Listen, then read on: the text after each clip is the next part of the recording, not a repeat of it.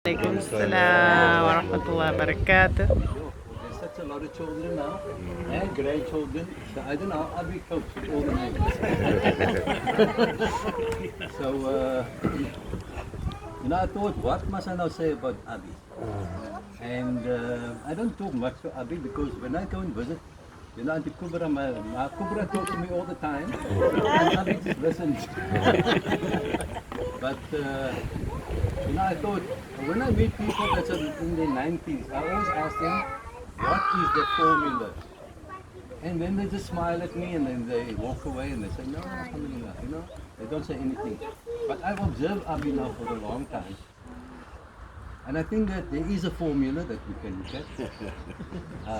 I also spoke to another, my name is Hanif, so there was the principal of one of the schools, Abie. He said to me, you were named after me.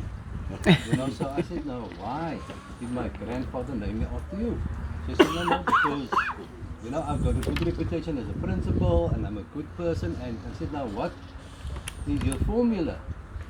So he said to me, just be a good person. But now with Abie, I've got a formula that I've worked out, and this formula is very important. One, when you're with Abie, connection to Allah is very important. Right? That connection, when you say Salah, Akimu Salah, it's not just about making Salah, but it's the connection, which is very important. So whatever you do, there needs to be the connection to Allah, because that makes you conscious that there is somebody that is there for you all the time. And when I went with my sheikh to Turkey, the same thing we said, when you say Bismillah, when you eat, when you go out, when you go to the movies, when you even go to the beach, it is all enjoying Allah. So that I learned from Abie. And Abie told me long ago, I remember before I got married, I was still an activist, doing all sorts of things. And Abie said to me, Hanif, one thing you must remember, if you don't have, you can't give to others. Wow, that is wise words, so that's very important. So you can't just try and do good, you don't actually look after yourself. So the first thing is, that is very important, so your connection to Allah. And then the second thing, a very supportive relationship. And that's why I say, whenever I see Abie and my Kubra together, there's never problems, Maybe behind the scenes.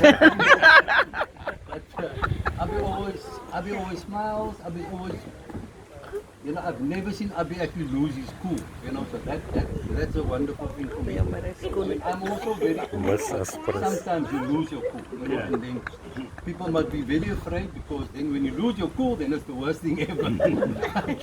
But Abie never loses his cool. So that I think is another lesson that I can learn from Abie, and all of us can learn. And then the third thing, those people who hike, they know the first thing they say is health. How does health come? Through what you eat. So again, there, my Kubra must be doing the right things. So you eat in moderation, but the main issue is you eat healthy foods, you have water, you have all these things. So that's very critical, right? And then part of the rule of hiking is you need to walk. And I think Abie goes with Amjad and he walks on shopping centers sometimes, but he walks. So the rule is walk 3 times a week just to keep the joints going, do things like that. So that is what Abie also does. And then the most important thing that I think the people are also happy with is they travel, and that broadens the mind.